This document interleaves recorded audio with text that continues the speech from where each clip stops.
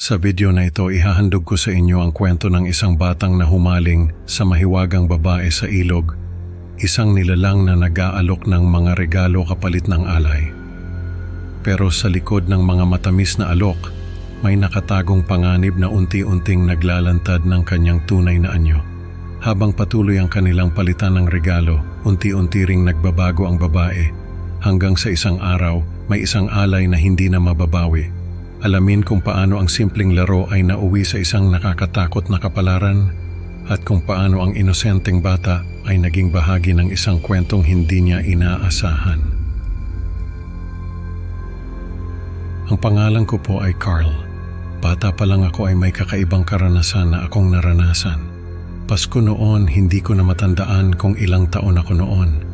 Basta ang natatandaan ko ay nasa isang maliit na baryo kami noon na nakatira. Hindi ko na sasabihin kung saan kasi baka magalit sa akin yung mga tao roon. Kapag nalaman nilang ako ang nagpakahalat ng kwento tungkol sa babae. Babae ang tawag sa nilalang na ito. Ayon sa kwento ng mga nakatatanda, may isang babae raw na naninirahan sa ilog sa dulo ng baryo. Ang babae raw na ito ay nag-aalok ng mga regalo kapalit ng mga alay. Halimbawa, mag-aalay ka ng candy, bibigyan ka niya ng mas masarap na candy. Kapag nag-alay ka ng laruan, bibigyan ka rin niya ng mas magandang laruan. Ang kailangan mo lang daw gawin ay ihulog sa ilog ang alay mo at tatawagin siya. Makakarinig ka raw ng tinig na magtatanong kung ano ang gusto mo kapalit ng alay mo. Kapag sinabi mo raw ang gusto mo ay makukuha mo yon. Basta ihuhulog mo lang ulit sa ilog ang bagay na binigay niya sa'yo. Kapag hindi mo naman sinabi kung ano ang gusto mo, ay siya ang magbibigay sa'yo ng kapalit ng alay mo. Dahil bata pa ako noon, ay hindi ko alam na may masamang kapalit pala ang pakikipag-ugnayan sa babae. Ang alam ko lang noon ay sobrang curious ako sa babae.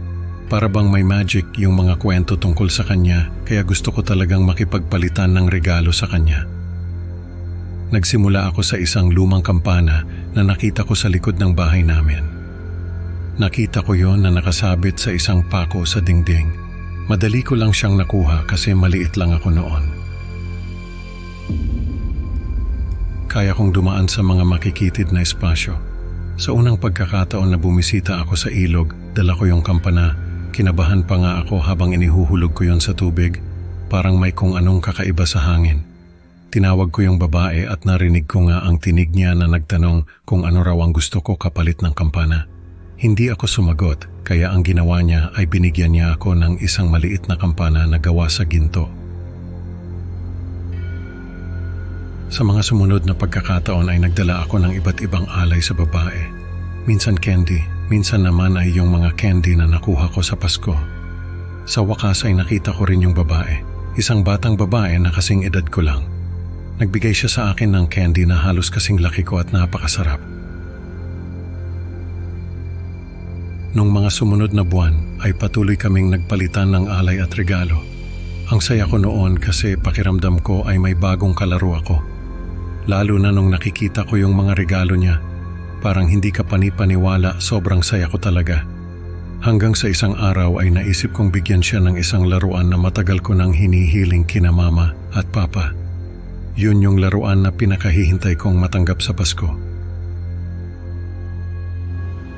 Sabi ko sa sarili ko, kapag binigyan ako ng babae ng kaparehong laruan, ay hihilingin ko na bigyan niya ako ng mas maganda at mas malaking bersyon. Pasko noon, nung mag-alay ako ng laruan sa babae, ang dami niyang binigay sa akin. Pati yung mga laruan na tinatago ko sa ilalim ng kama ay galing sa kanya. Pinakita ko pa yon sa mga kalaro ko at nainggit sila sa akin. Nung sumunod na taon ay nagpatuloy ang palitan namin ng alay ng babae. Pero napansin ko na nagbago yung anyo niya. Parang sa bawat alay ko lalo siyang tumatanda. Naging dalaga siya, tapos ay naging ginang at sa huli ay naging matandang babae. Nung huli kong makita yung babae ay matanda na siya. Sabi ko sa kanya bakit siya nagbago pero hindi niya ako sinagot. Sa halip ay binigyan niya ako ng isang kampana na katulad nung una kong binigay sa kanya.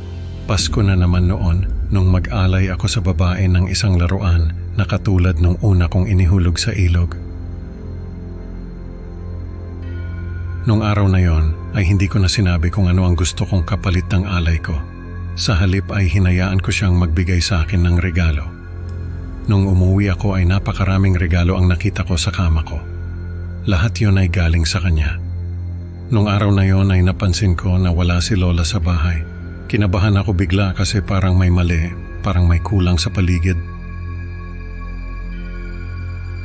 Pero hindi ko na lang pinansin kasi busy ako sa paglalaro. Kinabukasan ay nalaman namin na nawawala si Lola. Hinanap namin siya at natagpuan sa ilog na nalulunod. Nagalit ako sa babae kasi alam ko na siya ang kumuha kay Lola. Nung huli kaming nagkita ay matanda na siya.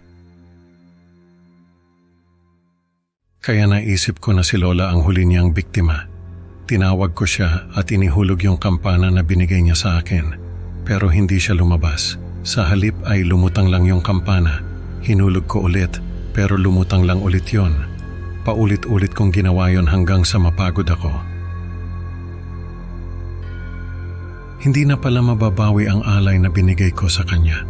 Dahil ang pinakamimithi ko raw ay ang mga regalo na natanggap ko sa Pasko. Nung sumunod na taon ay ako naman ang naging bahagi ng kwento ng babae. Parang wala na akong magawa. Parang nakatadhana na akong maging bahagi ng kwento niya. Ang tinig ko ay isa na sa mga tinig na naririnig ng mga tao sa baryo kapag tinatawag nila ang babae. Babala na lang sa inyo. Huwag kayong makikipagpalitan ng regalo sa babae. Baka marinig nyo pa ang tinig ko. Sa kwentong ito natutunan natin na ang mga alok na tila maganda ay may kapalit na hindi natin inaasahan.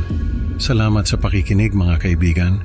Huwag kalimutang mag-like at subscribe para sa mas marami pang nakakatakot na kwento. Hanggang sa susunod na upload, hindi na makakabalik ang alay na naibigay. Ingat at baka marinig nyo ang tinig ko.